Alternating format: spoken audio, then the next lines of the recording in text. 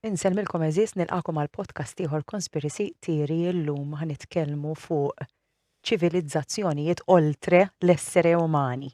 Jekk jeżistux, jekk jeżistu, fej qegħdin, insomma, u ħafna mistoqsijiet li żgur u mhux forsi intom tagħmlu weħedkom id-dar.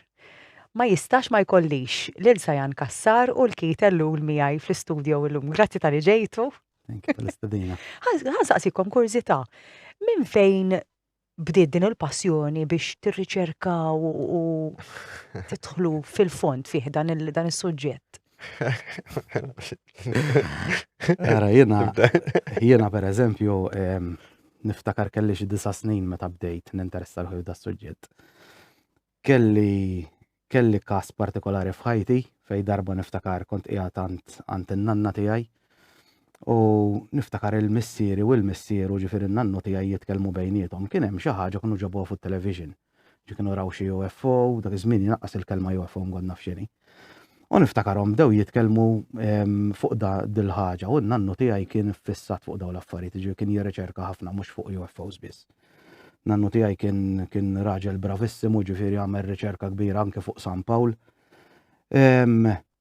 U jiena ovvjament bniedem kurjuż ħafna, bdejt nistaqsi. U dak iż-żmien mhux bħallhom bl-internet, dak iż-żmien kont mur bil-tiseb, taqbad il-kotba, il-librerija, photocopies u tagħmel u taqra.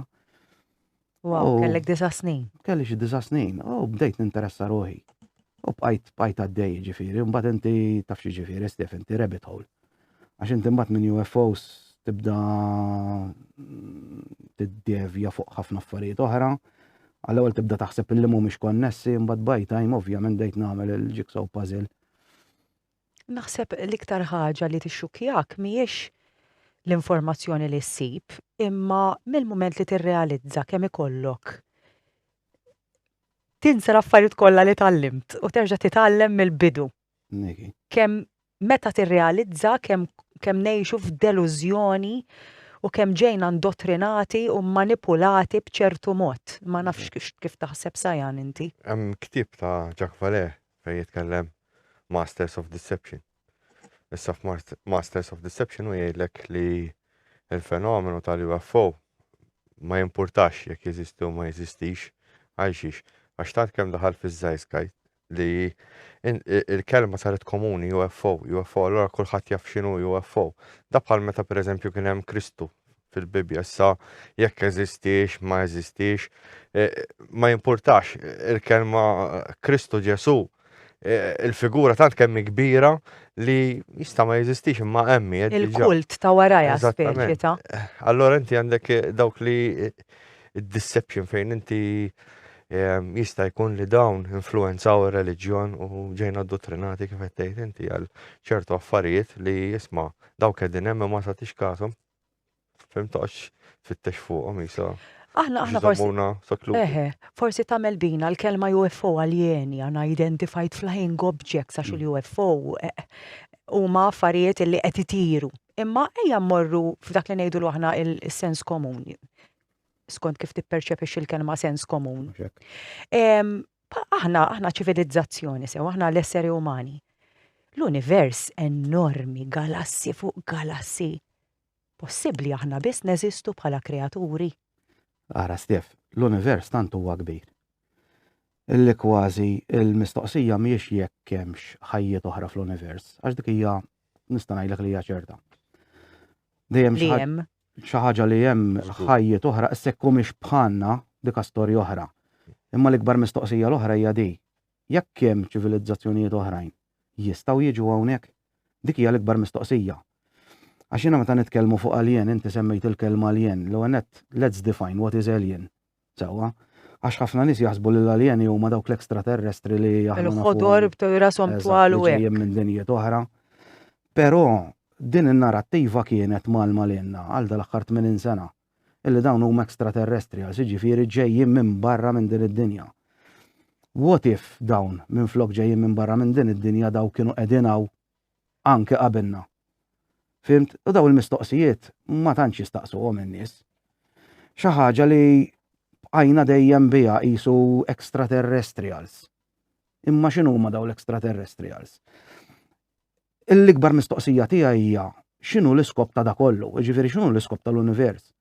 Meta tikkalkula l-univers huwa stmat sewwa li huwa antik 14.5 billion years, all right? U d-dinja 4.8 xi ħaġa hekk. Il-bniedem kull milu jeżisti fid-dinja 300,000 sena jekk mhux sejjer żball. Issa inti 300,000 sena fuq l-istorja tal-univers qegħdin ngħidu 0.002%. Issa kieku kellek taqbad tikkompressa dal-ħin kollu u tagħmlu f'sena, il-bniedem ġi fl-aħħar 12 sekonda ta' nofs il-lejl. Immaġinaħħa, mela allura qed inkunu wisq arroganti li ngħidu li dal-univers qisu xi ħaġa magħmula għalina għall-bniedem. Meta hawnhekk aħna we're just passengers. Fil-fatt, naħseb illi mhux naħlu tax l-istudju li x-xjenza huma żbieħ u dejjem hemm x'tiskopri, imma nużaw ħafna enerġija pereżempju nistudjaw l-ispazju. Meta pereżempju l-baħar aqqas nafu kwart tiegħu. 11%. Eżatt, aqqas kwart tiegħu. Tidħol inti fiha ta' li jaħsbu li ġejjin mill-baħar. Le, naslu għaliha wkoll. Per eżempju, dili jettajt inti għax il-bahar mhuwiex skopert. Waħda mill-teoriji li għaw bħalissa hija li daw ħansejħulhom aliens ħalli n-nies jifhmuna. Sewwa għax inkella noqogħdu ngħidu ħafna smijiet. Eżatt. Li daw l-entitajiet daw l-aliens ġejjin mid-dinja tagħna stess, issa x'imkien qegħdin jinħbew. Issa, dana x'inhuma huma xi ħaġa fiżika bħal bniedem, jiġifieri tad-demm u l-laħam. Jew inkella huma xi ħaġa li spiritwali. Allora mbagħad ħammorru fuq dik il-biċċa xogħol li dawna x'inhuma extra dimensional, interdimensional, x'inhuma. Qegħdin umana fejn qegħdin jinħbew fuq il-qamar, qegħdin jinħbew fil-baħar, qegħdin jinħbew f'postijiet taħt l-art. Jekk inti taqbad l-istorja anki Book of Enoch pereżempju, u tibda taqra l-istorja ta' kif kien hemm dik il-gwerra in heavens. Sewwa. L-ewwel qed ħanibdew minn hawn. L-istorja tal-Bibja tgħidlek illi Alla ħalaq żewġ kreaturi intelligenti naqblu. Il-bniedem u l-anġli. L-anġli kien hemm gwerra fis-sema għaliex għax dawn irribellaw u grupp minnhom kienu jgħidulhom il-fallen angels waddabhom fid-dinja tagħna. Sewwa. U din hija xi ħaġa li mhux qed ngħidha jien jekk taqra l-Bibja wkoll meta Kristu kien qiegħed fid-deżert u x-xitan qallu jekk tinżel arkub tgħid quddiem intik da kollu bliema jett ix-xitan qed jgħid il-Kristu intik da kollu mela hawnhekk tiegħu. Fimt? Jiġifieri inti titqgħod qis ukoll illi dawn il-fallen angels meta niżlu fid-dinja fil-Book of Enoch tgħidlek illi raw in-nisa tal-bniedem. U mejtjaw man-nisa tal-bniedem u kellhom dawk li jissejħu in-nefilim. Sa nefilim tfisser ħafna affarijiet, tfisser fallen, tfisser ġganti, ġifieri kelma Griega, hemm ħalta ġifieri hemm ħafna twemmin fuqha. Allura daw l-entitajiet x'inhuma kienu hawn qegħdin qabilna u mbagħad ġejna aħna jew jista' jkun illi huma stess għamlu lilna jew aħna riżultat ta' genetically engineered race. Jisu tipo ta' island dwarfism. Per eżempju, jekk inti tmur lura, kemm fl-istorja tal-Eġittu, kemm fl-istorja tal-Griegi, dejjem jitkellmu fuq l-allat. L-allat tara kemm ilhom. Issa l-allat kienu l-allat li nafu aħna, jew kienu xi entità ġganta oħra, per eżempju, għalhekk qedlek island dwarfism, għax bqajna kienu. Iktar il-bot mill-fattur li jekk mhux ġganti jew hekk. Hemm dal-konċett ta' the nine fejn ikun hemm dawn in-nine beings li jkunu din channeling li xi ħadd li jkun jinnaf xejdu l-palissa li jkun channeler li jkun jista' jikkomunika magħhom fejn dawn jikkomunikaw pereżempju xjenza u affarijiet teknoloġiċi.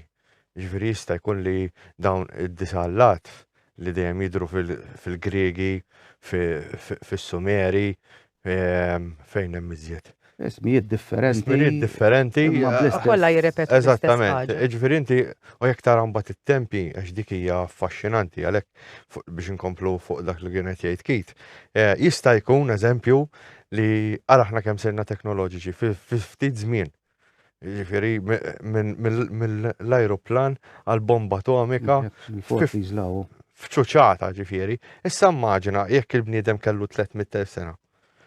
F'dawk it-300,000 sena possibbli li ma kienx hemm perjodu punt fejn il-bniedem ma kellux teknoloġija ħafna iktar avvanzata minn tal-lum, hija quite possibbli xara kemm saru terremoti u t-teqlib tad-dinja.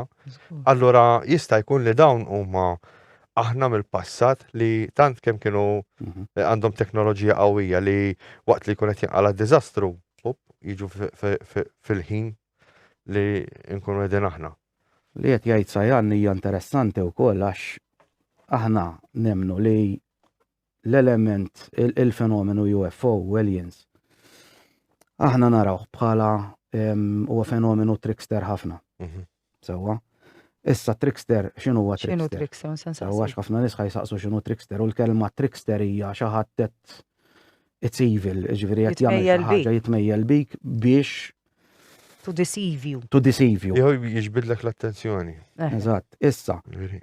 Jista' jkun illi dan il-fenomenu u meta ngħid il-fenomenu qed nixbet il-fenomeni kollha, ġifieri inkluż naf li forsi dan il-podcast tal-lum mhuwiex qiegħed ħa nitkellmu fuq ghosts u dawn l-affarijiet, imma bil-fors missu naqra. Imma bil-fors missu, eżatt. Kollox. Il-paranormal dak li aħna nsejħu bħala paranormali, ġifieri xi ħaġa ekstra minn normal, sewwa li aħna ma nistgħux nifhmu. Isu hemm bħal entitajiet.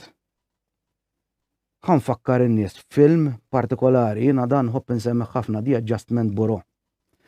Immaġina inti hemm entitajiet illi dawn qegħdin fid-dinja tagħna bħala watchers u fil-verita l-watchers tissemma fil-Book of Enoch hemm ktieb sħiħ fuq il-watchers.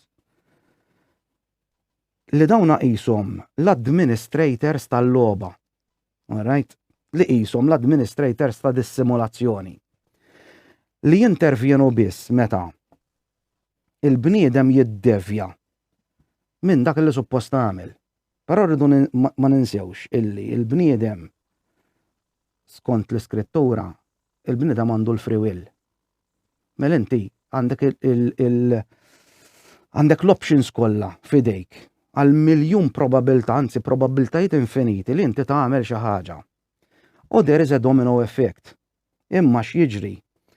Jekk inti ħa tagħmel xi ħaġa, forsi din it-tazza jiena ħa naqbadha issa u nitfaħħa mal-art. Dit-tazza ħa tinkiser.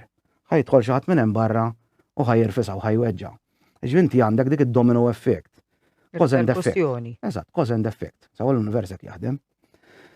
Dawn l-entitajiet qegħdin hemmhekk to nudge our consciousness. U joqogħdu hemmhekk moħbijin, ħanajdulhom moħbijin. Għax huma jekk jagħmlu rivelazzjoni ta' x'qegħdin jagħmlu minn l-free will tagħna tispiċċa. Għax dan qed jindaħallek direttament mhux indirettament. U kelli nsaqsik lejlek, pereżempju, x'ħa taħseb minn issa sa minut oħra? Int ma tistax tirrispondini. Xi ħadd qed ikellmek ġew idnejk. Il-ħsieb qed jiġi minn x'imkien.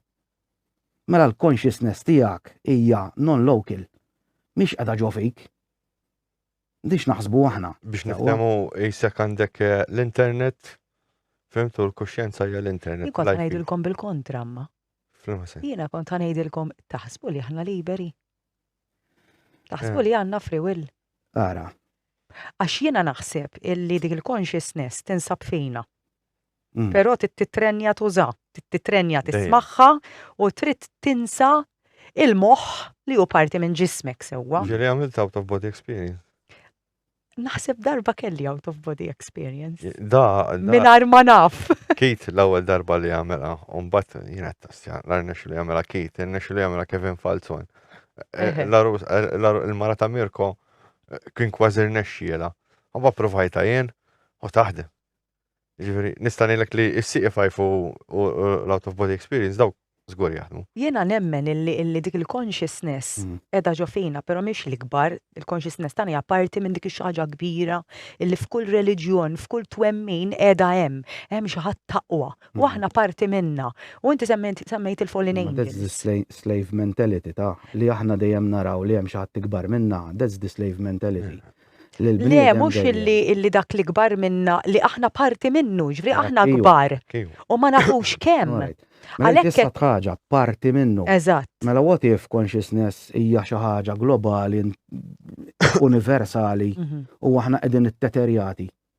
Nemmen. Ġifieri aħna qegħdin. Kit meta nagħmlu C5 bil-kuxjenza qed tinsejħu. Ara. Inti qed tissemmi CA5, issa jiena CA5. CA5 x'inhi? CA5 hija Close Encounters of the Fifth Kind. Bażikament CA5 hija Human Initiated Contact.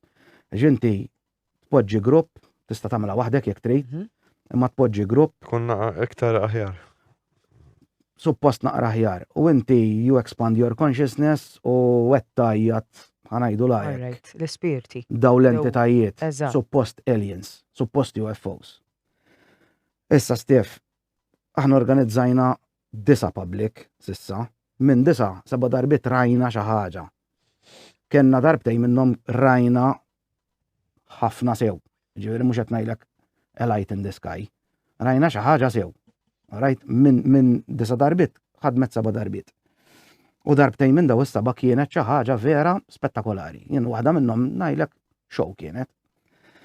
Still għadni sa meta inti qed tgħid minn 9 kellek success rate ta' 78%, kellek 7. It's no joke. Still għadni ngħid illi jien għadni xettiku fuqha. Ġiena għalkemm provajt nirreplikaħħa din hija xi ħaġa li l-paranormal jaħasra din xi ħaġa li dejjem nħobb nargumenta fuqha. Għax ix-xjentisti jgħidulek imma ma tistax tirreplikaħ. Imma kif tista' tirreplika xi ħaġa when you're relying on a third party? Immaġin għandek xi ħaġa li għandha consciousness tagħha. Immaġin għandek il-kelb inti għandek il-klieb. Tajlu sitt. Tajdlu miljon darba da jekk ħajistmak fajn u da mhux ħajpoġġilek qatt. Mel inti jekk kienu huwa trickster dan. U inti ħatoqgħod tajlu 6 miljon darba da mhux qatt min tħaġġibu, qatt min tħatajlu jagħmel dak li trid inti. Għax dan jagħmel li jrid hu. Issa dik li għadt inti l-ewwel illi aħna nħarsu lejn xi ħaġa dejjem ikbar minnha, dik hija natura tal-bniedem. Darba kont ktibt quote jien. Humans were engineered to be slaves and programmed to self-destruct. Rakkux vera. Naqbel miegħek. Imma sakemm ma jiskoprix il-vera poter li għandna ġo fina. Ħantik eżempju żgħir. Eżempju aħna llum il-ġurnata din nagħmlu CA5. Naraw xi ħaġa fis-sema bħal ballun. Issa jekk immorru lura fl-istorja Malta stess, ġewża mifsud għalih rat il-madwarna. Mbagħad meta jintaqgħu in-nies hemm jitolbu daw qed jaħdmu qalan, qed jitolbu għal xi ħaġa. Kongregazzjoni, allura inti qed toħloq il-fenomenu. Xorta forma ta' calling jiġifieri. Eżatt. U li qed jgħid Sayan tagħmel sens, kongregazzjoni. X'dejjem talbu l-Allat. Kull Allat. Talb, sawm, sakrifiċċju. Dejjem high emotions. Dejjem high emotions. Jista' jkun li daw l-entitajiet illi hemm min isejħilhom arkons. Li daw l-entitajiet they feed on our energy u li huma l-iktar żewġ emotions kbar li għandu l-bniedem. Love and fear. U sofferenza. Hate. Sofferenza hija parti mill-fear. Jekk tagħmel eżerċizzju żgħir, m'għandekx għalfejn ma temminux da, għax anke bejnietna stess l-ikbar żewġ emozzjonijiet huwa pruvat bil-quantum physics illum u għal-imħabba per eżempju, jien nista' ma mmissek xorta tħoss l-enerġija tiegħi. Jiġifieri ċivilizzazzjonijiet oħra, kreaturi oħra illi m'għandhomx il-forma tagħna ħajħossu xorta. Għax l-enerġija li aħna kapaċi toħroġ minn ġo fina ma jmerja ħadd illi potenti. Żgur li potenti. Minn daw l-entitajiet li tisejħulhom il-plasmoids infatti. Forma. Palissa tissemma di tal-plasmoids. Il-plasmoids huma daw it-tip ta' orbs ħanajdulhom hekk. Għax inti Stef takar ħaġa oħra. Inti meta kieku kellna mmorru nduru lura lejn l-istorja tal-UFOs fl-ufoloġija sewwa. Inti għandek fl-antik, ġifieri, kienu jaraw, kienu jsejħulhom angels, demons, fairies, gnomes, ġinn. By time, il-fenomenu evolva. Fl-1800s kienu jaraw flying ships, kienu jaraw dawk il-blimps, Sewa. Fin-1900s bdejna naraw il-space l-Swiss Wow, Rods. il-xisimaw, il-flying saucers. Qabel flying saucer kien hemm is-Swiss Rods ukoll. Ukoll, Foo Fighters. U l-evidenza tagħhom le daw. Żgur Foo Fighters. Kienu jaraw il-flying saucers, xi ħaġa teknoloġika. Illum x'qegħdin naraw, illum qegħdin naraw iktar orbs. Allura inti tajli, x'ġara daw evolvew? U hekk ngħidlek li mhux huma evolvew movelvajna aħna. Għax huma trickster u they project an image using your imagination. Sorry qed ngħidha bl-Ingliż għax hekk toħroġ li. Qed jużaw l-immaġinazzjoni tiegħek biex jġaluk tara xi ħaġa li jriduk huma. Qed tifhom għax irid ngħidlek ġifieri huma they are projection minn ġo moħħok. Allora tajli projection minn ġo moħħok kif tikrexja. Kif l-Amerikani qegħdin jgħidulhom il-ġurnata li għandhom crash retrievals. Jekk kienu interdimensional beings biex jinteraktjaw ġo dimensjoni fiżika, bil-fors irridu jassumu sembjanzi fiżiċi. Mhux hekk. Ejja naqbżu fuq di, ġdin interessanti ħafna. Kieku aħna xi ċivilizzazzjoni kwieta ngħid paċenzja l-bniedem, imma l-bniedem tantu storbjus illi ħareġ il-barra mid-dinja. Aw minn ma jemminx illi morna fuq il-qamar, ma ngħidu li morna fuq il-qamar. Aħna minna minn kollox biex nidru mill-univers. Allora possibbli ma tirajna l-ħadd hemm barra? Jew iċ-ċivilizzazzjonijiet l-oħra li hemm barra u ma kamuflaġdu ma jridux li aħna nindunaw bihom. Dark forestieri, jo.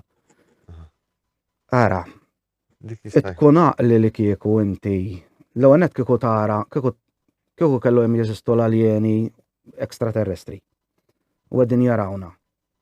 Kieku inti kont ekstraterrestri, ħanpoġġilek dil-mistoqsija tiġi fid-dinja tagħna.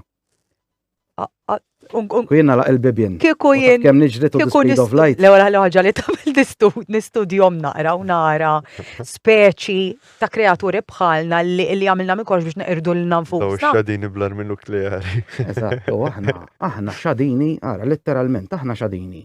Isna għandna kaxxa tas-suffarini f'idejna. U xi ħaġa li naħseb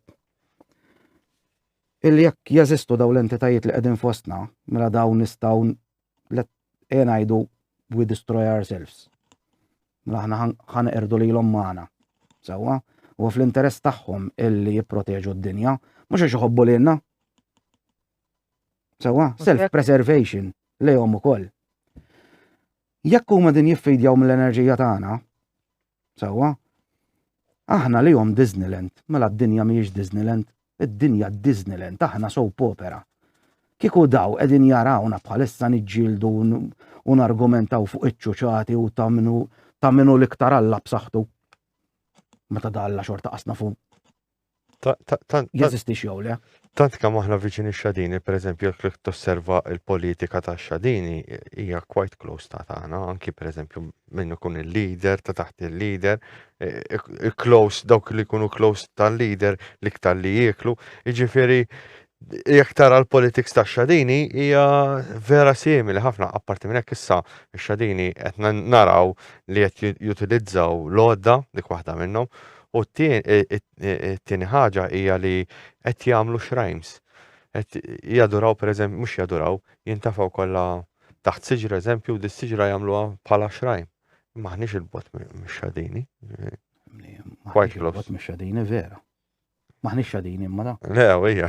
Jiena ma naqbilx magħha ngħidu lek li l-bniedem ġej mix-xadini. Le nipprova nfisser jiġifieri li s-similaritajiet. Fimta kun aqbel min. Naħseb li l-annimali huma intelligenti ħafna u għadna qasbis nafu kemm huma intelligenti. Ċri jiena nazzarda ngħid li l-bniedem għandu sense of entitlement tal-bliħ meta jaħseb tad-demm u l-laħam, għax imbagħad kif jitgħallem juża l-ispiritwalità tiegħu, il-consciousness tiegħu hemmhekk dak li jagħmlu naħseb speċjali u jiena nemmen li anke l-annimali. Jiena nemmen ħafna fir-reincarnation, Ġifieri imma aħna fejn ma nafux najdu li hu conspiracy theory, għax ma nafux l-assenza tal-informazzjoni, hekk twaslek li tagħmel inti meta ma tkunx tista' tifhem x'inhu għaddej. Tivvinta qlajja, twarbu, tajt li mhux normali. Sas-sena d-dieħla conspiracy theory għad tispiċċa. Mhux hekk.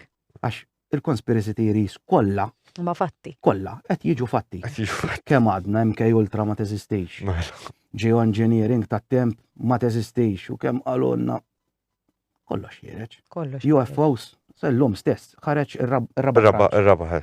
Ħareġ? L-lum 4 sigħat ilu, għax kont qed nara biċċiet. Ħareġ ir-raba tranċ tal-files tal-gvern tal-Amerika. It-tielet u r-raba. M'hemm xejn ta' barra minn hawn ġifieri. Tielet u r-raba. Ma immaġinawx il taraw xi UFOs ġifieri għax cliff dots jiġru l-emmolaw. Mhux il-visual mhux tajjeb, daw it-tielet. Dokumenti li hemm. Le, it-tielet u r-raba audio tan-NASA. Ejja, Pejja. għax il-pejja Kif qed jgħid Kate, ma jgħidu xejn assolutament. Tikek. Eżatt kif qed jgħid Kate. Jiena mhux dik, jekk tittamel disclosure, oħroġ l-aljena hija ħanarawh x'qed tistenna. Ngħidu li hawn l-aljeni. Għalfejn ma joħorġuhomx.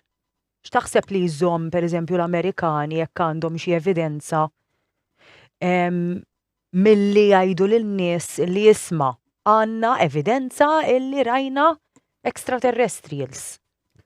X'tista' tkun ir-raġuni? Jien naħseb kif naħseb jiena sewwa illi l-Amerikani taf kemm huma superpotenza jaħsbu li huma xi ħaġa kbira, u huma xi ħaġa kbira. Il-fatt illi inti għandek incursions ġo l-ajru tagħna illi dawn m'għandhomx kontroll fuqu u ma jistgħux jammettu li dawn tilfu l-kontroll dawn il-ħanajdulhom UAPs, UFOs. Għalija qishom waqgħu waċċajt. Sewwa. Issa, inti semmejt għaliex ma joħorġux l-alien. Jiena naħseb li kieku kellhom joħorġu l-alien ħajkun hawn. Ħafna fazzjonijiet ta' nies, ħafna reliġjonijiet speċjalment li ħajkollhom. Li ħadd ikrolla l-belief tagħhom. Ħadd ikrolla l-belief tagħhom, ontological shock. Sewwa, dan maġna ħantfaħħa fuqi, immaġina jiena għajixt mommi u ma missieri għal 40 sena. U wara 40 sena għandi 40 sena l-lum u tiġi l-mara u tiġi ommi u tiġi tgħidli isma' inti mrobbi. It's an ontological shock. Tgħidli fiha xi ħaġa ħażina? Le. Ma wara 40 sena tiġi tgħidli li jiena kont naħseb li inti ommi u inti missieri issa f'daqqa waħda sirt naf li jiena mrobbi. All right. Ħasseb wara meta inti għandek il-maġġoranza tad-dinja li temmen f'xi tip ta' Alla, f'xi tip ta' entità ikbar minnha. Dejjem tallimna illi il-bniedem huwa xi ħaġa speċjali. U mbagħad tinduna li we're not on top of the food chain. Ifimni xed ngħidlek li aħna kull maħna nentħil. Sewwa. Temnu fit-time travel? Time travel mhux xi ħaġa li ma temminix, it-time travel hija teżisti. Teżisti. Aħna m'għandniex l-għodda biex nagħmluha. Il-physics hemm. Travel physics hemm. Possibbli. Ara. Il-UFOs time machine. Ġvintom temnu. Konsena sal. Ġvintom temlu illi palma qed ngħixu għaw aħna x'imkien ieħor. Fil-futur. Parallel universes mela. Mela, ovvjament. Inti infinite possibilities. Menu words. Ma nafx hekk tafx bi-Bryce u r-raġel tagħha. Spjega Kienu żewġ xjenzjati li kienu bdew il-kunċett ta' menu words. Ħafna univers, fimt? U bat għandek multiverse. Il-multiverse, ġveri, minn hemmhekk bdiet l-istorja tal-multiverse għax inti għandek il-Heisenberg effect fejn meta inti l-observer, insomma effekt, jekk inti tkun qed tara laser u tosservah u taddih minn double slit experiment, taddih minn ġew żew slit, dak ħajġi minn wave ħajġi particle. Ġifieri ma jibqax dritt ħajtlef. Allora inti meta tkun qed tosservah dak qed jgħidlek li x'imkien ieħor qed jiġri xi ħaġa oħra. Observer effektu li inti bażikament bħal teorija ta' Schrödinger, ma nafx qatt smajt biha Schrödinger skett. Nkun hemm kaxxa jkollha biċċa apparat radioactive ġo fiha u għandek qattowsa ġo fiha. U inti l-mistoqsija hija l-qattowsa ħajja jew mejta. Fil-verità hija l-qattowsa hija ħajja u mejta jiddependi jekk inti kux ħatiftaħ il-kaxxa u tara. Imma l-probabilità hija li hija ħajja u hija mejta. Dina l-istess ħaġa bħal meta ngħidu pereżempju nafx hekk qatt smajt biha. Jekk taqa' siġra f'nofs foresta u ma jismagħha ħadd, tagħmel ħoss? X'tgħidli inti? Għax ma smajtiex ma jfissirx li m'għamlitx ħoss. teknikament sound irid widna li tippikja s-sound. Mela it-teorija li m'għamlitx ħoss. Għaliex, għax jekk aħna ngħixu f'simulazzjoni, qed nirrenderjaw, ma nafx hekk forsi kelma teknika, qed nirrenderjaw il-realtà waqt li tinħarsu leha. Il-perception. Il-perception dak li qed tara. Dak li qed tara, eżatt. Allura aħna waħda mill-ikbar mistoqsija anki quantum physicist illum qegħdin jitkellmu fuqha. Jekk aħna ngħixu ġo simulazzjoni. Issa, jekk aħna ngħixu ġo simulazzjoni, mela allura tagħmel sens li hemm multiverses. Hemm Stephanies infiniti, Kate infiniti. L-Stephanie f'universi oħra għamlet għażliet oħra. U inti skont l-għażla li qed tagħmel għax inti kull sekonda li tieħu, li kull nifs li tieħu deċiżjoni, ovvjament mhux kull deċiżjoni hija kbira daqs ta' qabilha, inti qed tiftaħ qed tagħżel probabbiltà differenti u tiftaħ futur ġdid għalik. Sewwa, allora dik hija tidħol fiha l-observers tiegħi li inti qed tbiddel dak li qed tara.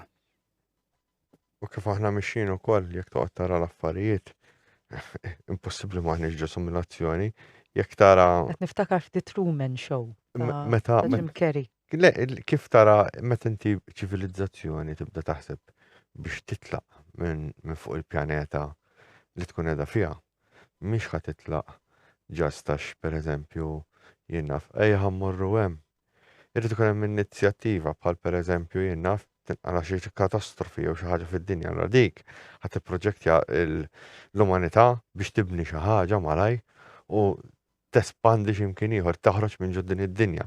Allura jgħid li inti jekk mhux jisna tinġa logħba bħal meta inti tkun qed tilgħab dil-logħba inti tilħaq dal-livell ħatamel xi ħaġa biex inti ħatespandi ħatipprova tagħmel dil manuvra. Level up, eżatt. Intom temnu li qegħdin f'simulazzjoni. Ħanajlek. Jiena għalija bil-fors. Jiena dik il-kelma nemmen, jien ma nemmen f'xejn. Jien l-unika ħaġa li nemmen fija nnifsi. Jien mhux nemmen, jien naħseb, nibni teoriji, nisma' teoriji ta' ħadd ieħor, naqgħod il-jigsaw puzzle. Jien dik li nemmen jiena ma nemmenx, jiena ma nemmen f'xejn, jien bnidem xettiku ħafna. Naqra ħafna, nistudja ħafna u I build my own theories. Bażati fuq evidenza u fuq l-affarijiet li esperjenzajt. Affarijiet li esperjenzajt, jiena esperjenza ħadd ieħor. Issa, dil-biċċa xogħol tas-simulazzjoni u dik li bdejt ngħidlek jiena li aħna qed qegħdin ngħixu ġo logħba u daw aliens, UFOs huma l-administrators ta' din il-logħba. Sewwa, qishom xi virus scanner biex nagħtu. Forsi nitkellemek għax naħdem fl-IT. Tidher li taħdem fl-IT. Mela, il-paranormal għax issaw ġej ħanallaċċa kollox ma li għatlek fil-bidu tal-paranormal. Meta inti jiġru affarijiet li aħna nsejħulhom paranormali, dak li jissejħu glitches in the matrix. Il-glitchini hija żball fis-simulazzjoni. Jiena għaddejt minn glitches jiena personali ġifieri kelli glitch partikolari kont għadni żgħir jiena ma għadni żallum ma nistax nispjega. X'kienet? Tini eżempju. Kont aħħielek? Mela. Da bażikament kont dak iż-żmien kelli xi 16. Kont għadni kemm kont dilettant tal-ħwejjeġ u hekk kont noħroġ dak iż-żmien ma tafx inti. U kelli l-ħwejjeġ ommi għamlithom li fuq is-sodda kelli jeans, kelli qmis, kelli ċintorejn, kelli kollox moddi fuq is-sodda tiegħi. U konna jiena u l-kuġin tiegħi id-dar għand ommi weħedna. U da bażikament rajthom il-ħwejjeġ, rajthom hemmhekk biex inkun għad kollox il-kuġin tiegħi kien wieħed li jħobb jiċċajta. Dħalt nieħu shower kif ħrieġt il-qmis ma sibtix fuq is-sodda. Jiena ovvjament sibtu l-kuġin. Il-bist il-ġins, il-bist il-ċintorejn. Għatlu il-qmis fejni.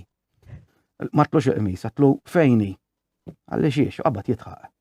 Jiena għat mela uħadjeli.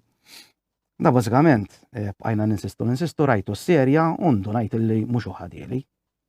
U da beda jgħidli mhux jinħaddilek, fittixna kullum kien, deqmis ma sibni kien. Narġgħu nidħlu fil-kamra tiegħi u l-qmis narġa' nsiba fuq is-sodda eżatt kif kienet. Jekk mhijiex glitch dik.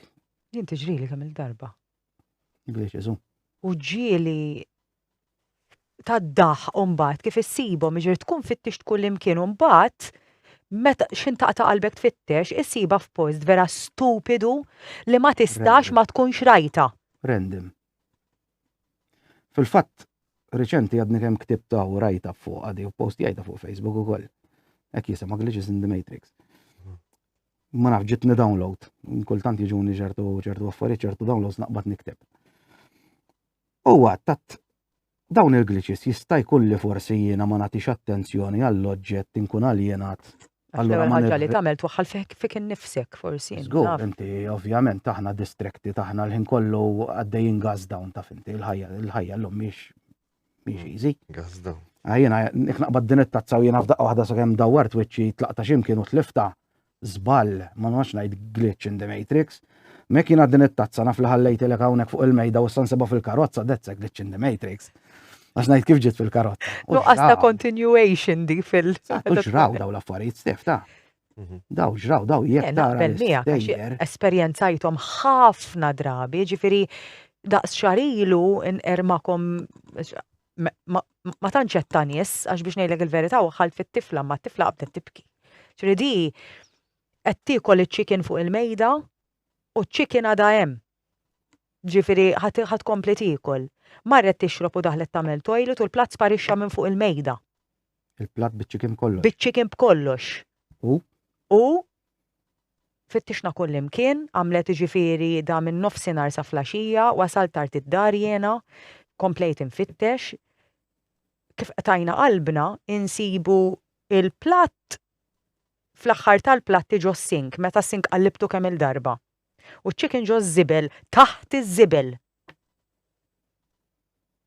Ovvjament ma kien hemm ħadd iktar id-dar. U jiena għandi vizzju ngħidilha x'ina kolni ġajt, le ma kien hemm ħadd iktar id-dar, bdiet titwerwer qalt li hawnhekk hawn xi ħaġa, u jiena biex niċċajta dejjem ngħidilha għandek xi bob mela jdur ma saqajk.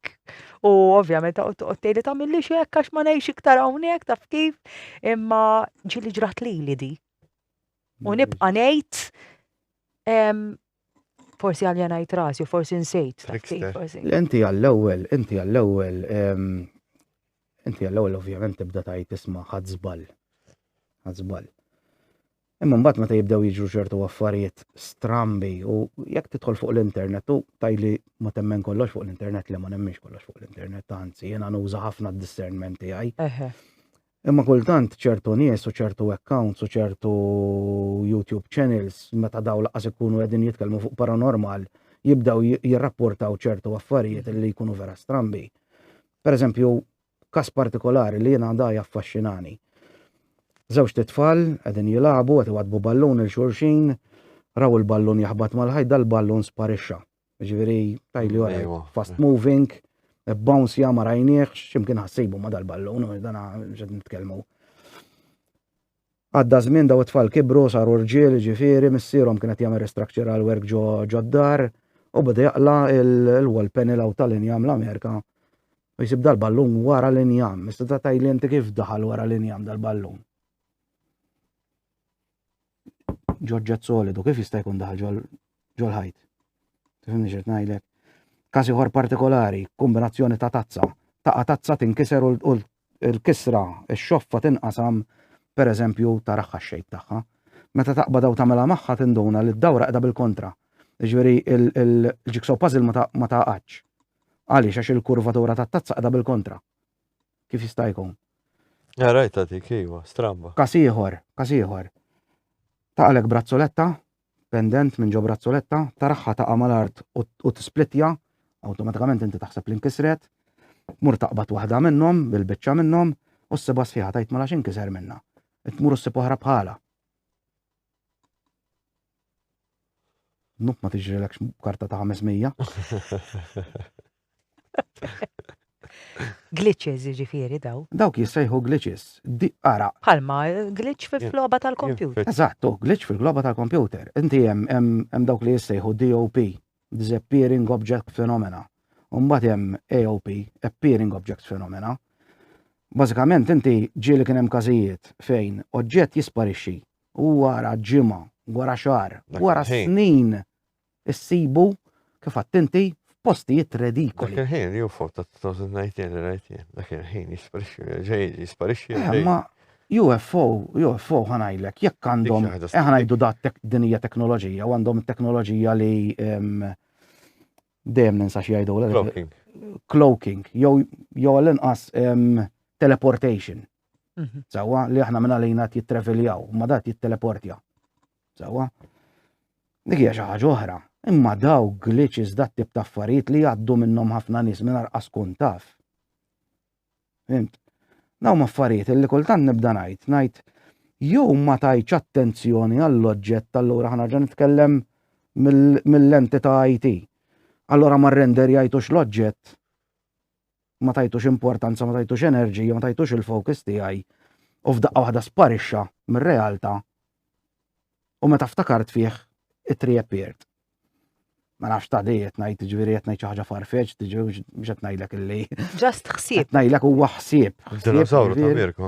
Pereżempju, Mirux, għamilna Dinosaur. podcast, il-producer tagħna l-Mirko. Għamilna podcast ma' Mirko biex jgħidilna l-esperjenzi Tajbet. tiegħu.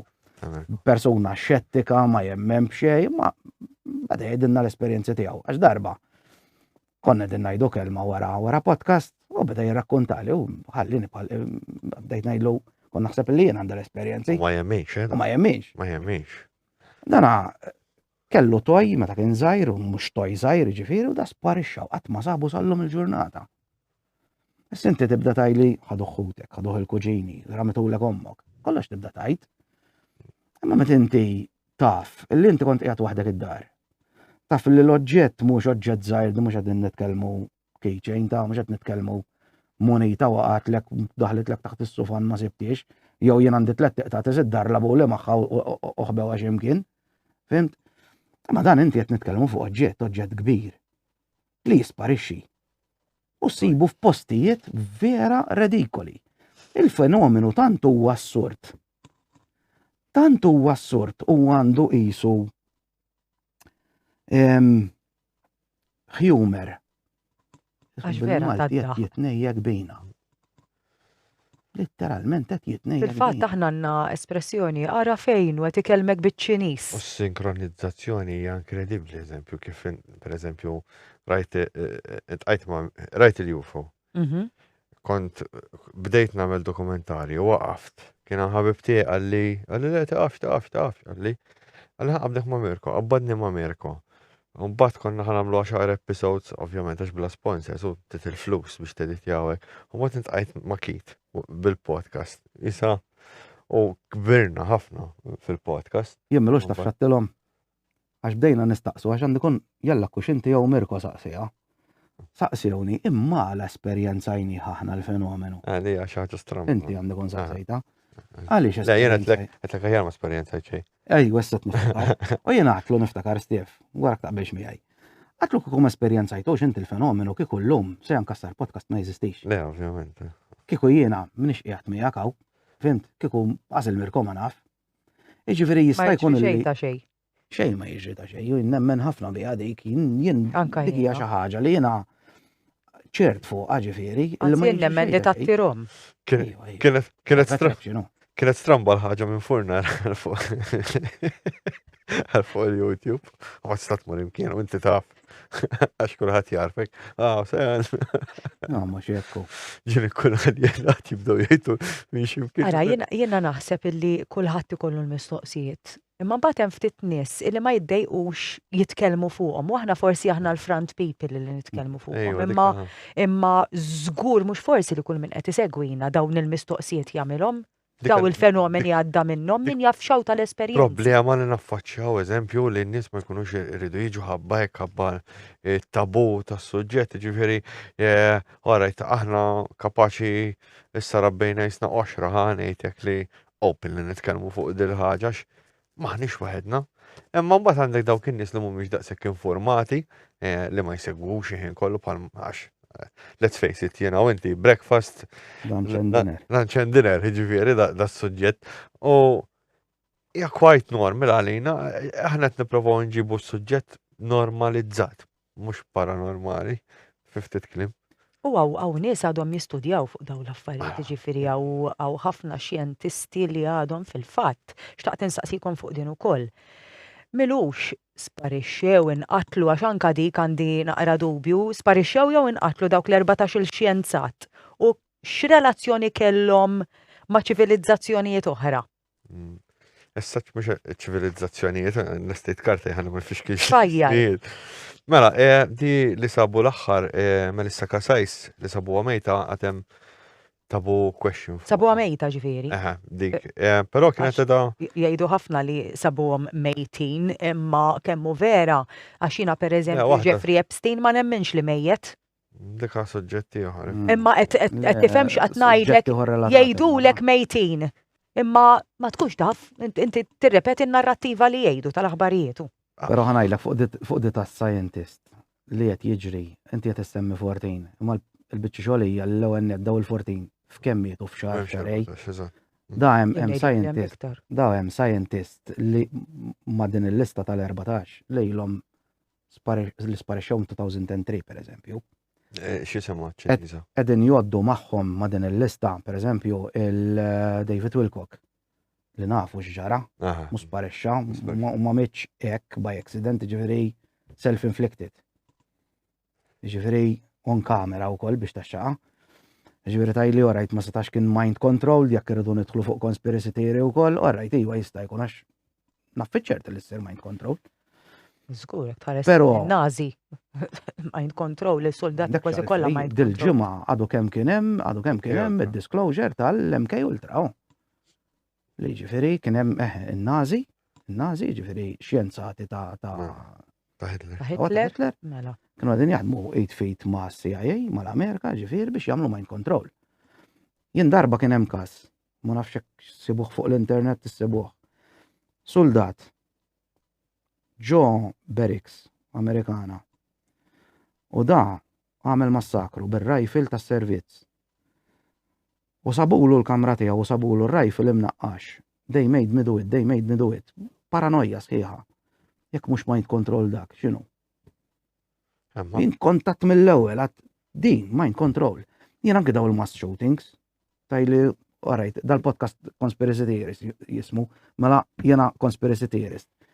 Jien daw ħafna mass shootings, jiena li daw kollha mind controlled. Naqbel 100%. Tużaħħom, inti toqgħod hemm, tużaħħom biex inti tibgħat u tagħmel li għandek tagħmelu.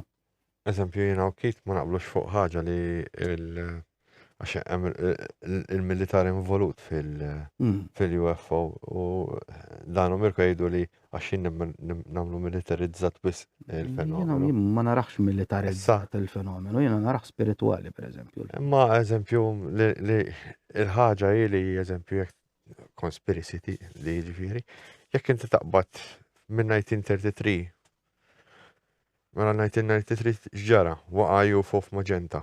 Sawa, ġabruh il-faxxisti Italjani. Il-faxxisti kellhom komunikat ma' Ġermaniżi, ma' Nazzisti, ma' nadaw xibdew. Daw bdew jippruvaw jagħmlu reverse engineer ta' dal-oġġett. Ma rnexxilhomx. Il-Vatikan hemm involut fiha dik. U l-Vatikan hemm involut fiha. Kollox dokumenti ta' din ngħidu, mhux minn moħħna. Ma rnexxilhomx u qabdu jaħdmu fuq il-programm nukleari qabel l-Amerikani. Sawa, il-Ġermaniżi. Il-Ġermaniżi hemm insejx f'Poland, hemm post insejx jismu, fej kienu ġiġa bdew per eżempju taħt l-art esperimenti ma qatt ma rnexxilhom jiġifieri jistabilizzawh in-nuklear għax inti għandek żewġ atoms xejdulhom madwarna. Għandek żewġ elementi sawa tħallathom flimkien biex toħloq ir-reaction. Jiġifieri dawn kienu fil-bidu fl-ewwel stages tan-nuklear. Imbagħad għandek progress inti fejn daw wara li tilfu l-gwerra n-Nazzisti dal-oġġett ġifieri dej l-Amerikani rridu jaraw fejn l-oħrajn għax la hemm wieħed hemm iktar għax inti hemm it-teorija li huma gifts daw, jiġifieri flok ikunu kraxxjaw isibuhom. U x'ġara bdew Project Ajax fl-Iran provaw jeqilbu l-gvern tal-Iran. U mbagħad għandek dħalna fil-Cold War.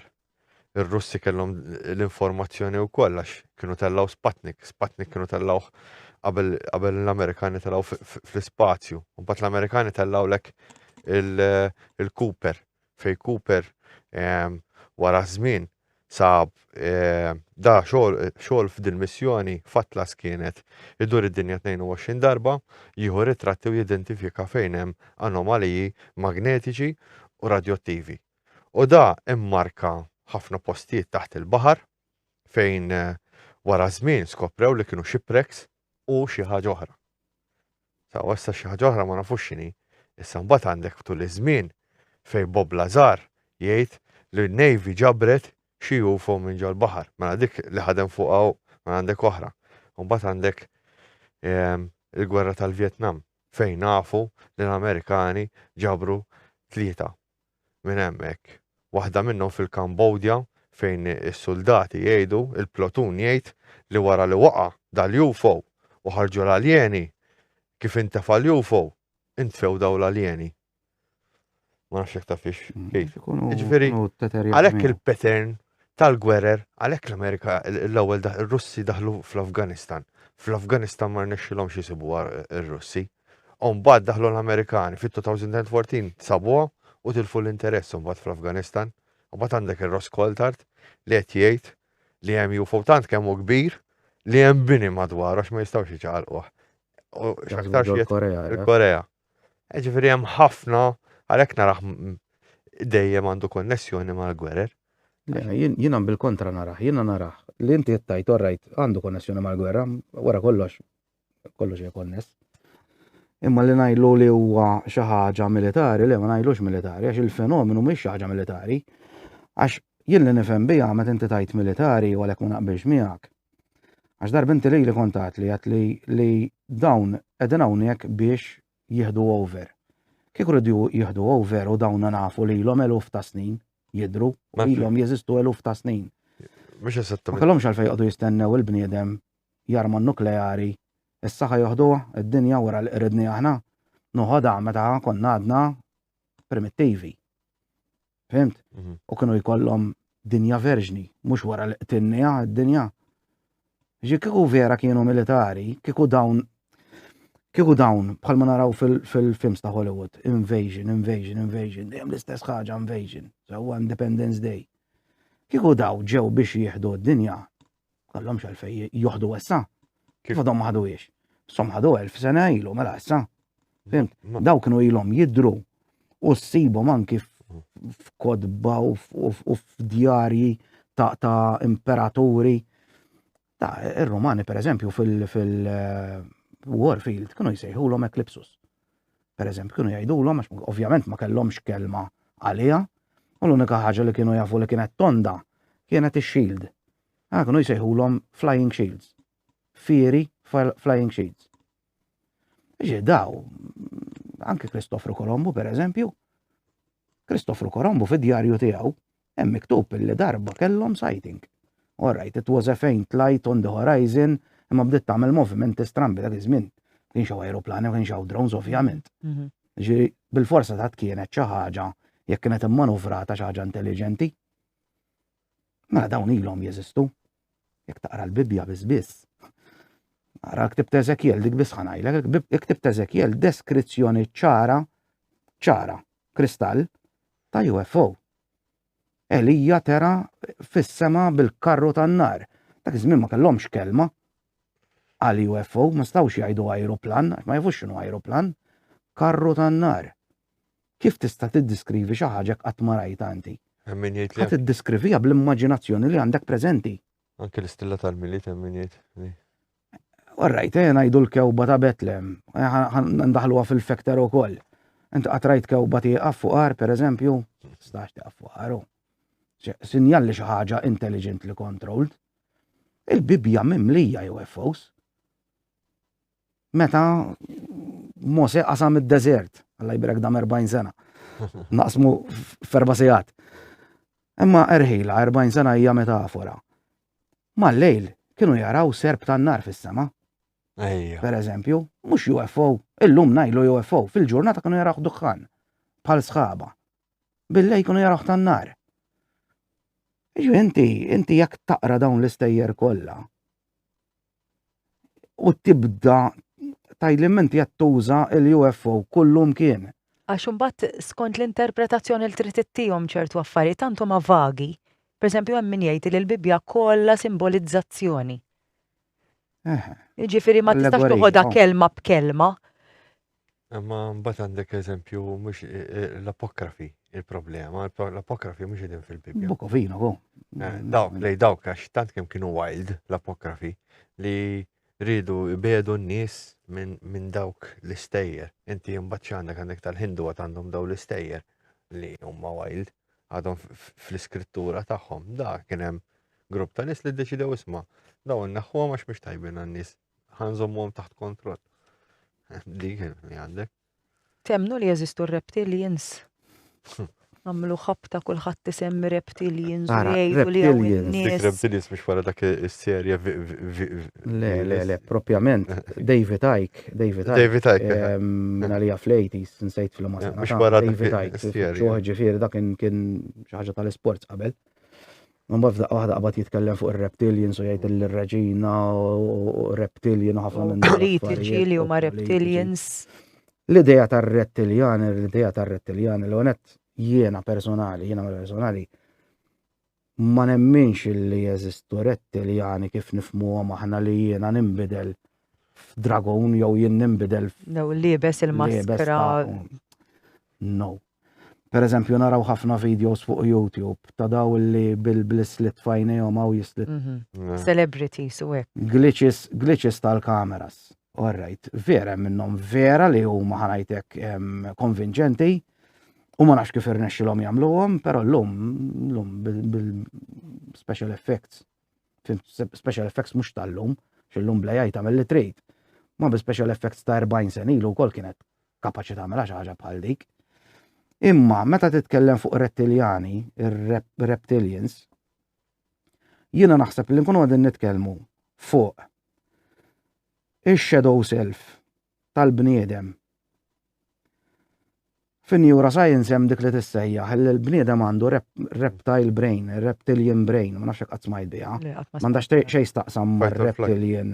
Il-reptilian brain, il-fight or flight, bażikament, li inti dejjem on survival mode. Sawa? Jiena naħseb li inti meta nitkellmu fuq rettiliani qegħdin nitkellmu fuq grupp ta' nies illi jisbilanċjaw lejn in-naħa tal-ħażin biex jikkontrollawna biex dawk il-famużi 13 il-familja li dejjem nitkellmu fuqhom min jgħidulhom tabla wiċċ pereżempju, ma jgħidulhom Kevin Falzon. Jiena nsejħilhom elites, jiena nsejħilhom pereżempju ħafna affarijiet oħra ġifieri. Orajt, jekk tittaj li huma rettiliani x'qed tifhem bihom li dawn vera letteralment isiru srieb? Le. Ma nemminx hekk, le.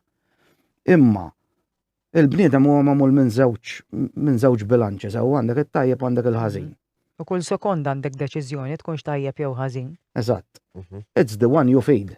Eżatt. Issa hawn min. Forsi jiena għażilt li nkun in-naħa tajba. Bħal forsi nispera l-maġġoranza tad-dinja. Hemm dawk li huma n-naħa tal-ħażin. Sewwa. Jiena li dawk huma rettiliani. Imma meta nitkellmu fuq rettiliani u ngħidu l dawn huma l-aliens, no. Jien pereżempju anke di naf li ħanweġġa' ħafna nies, Galactic Federation of Light, Galactic Federation of Worlds. I'm sorry, that's BS. That's BS. X'inhi l-Galactic Federation of Light? Di bażikament Galactic Federation of Light u Galactic Federation of Worlds għax daw dejjem ibidlu l-ismijiet. Da hemm grupp ta' nies fid-dinja li jissejħu emissarji dawn huma self ġifieri għamlu lilhom infushom, poġġew lilhom infushom. Self-proclaimed emissarju, alla jberek hemm iktar minn wieħed għax dik is-sabiħa. Arak għandhomx bżonn dawn l-alieni da, isek għandek konfederazzjoni inti universali. Star Trek, tiftakru Star Trek? Għandek konfederazzjoni universali ta' ħafna alieni, ħafna razzezz tajbin. U qegħdin hawnhekk jissalvagwardjaw id-dinja. Di bażikament il-Galactic Federation of Light jew Galactic Federation of Wars. Mbagħad hawn erba' minn nies famużi ġifieri li jsejħu lilhom infushom emissari u jieħdu l-flus tal-li tmur toqgħod tismagħhom jipritkaw. Rajtu flus mhux ċuċatet ngħidlek. U jagħmlu l-workshops u jagħmlu Kalt oħra ġifieri. It's another religion bażikament. Dik hija il-Galactic Federation of Light semmew anke tnejn minn nies oħra.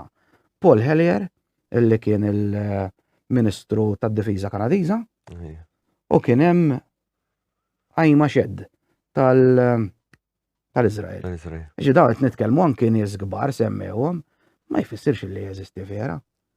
Diġà l-loġistika biex inti taqqat ċivilizzazzjonijiet interplanetari mill-univers kollu, meta dawn il-ħin tagħhom huwa tant huwa differenti li taqqadhom kollha fuq xib waħda, sewwa qed iduru mad-dinja.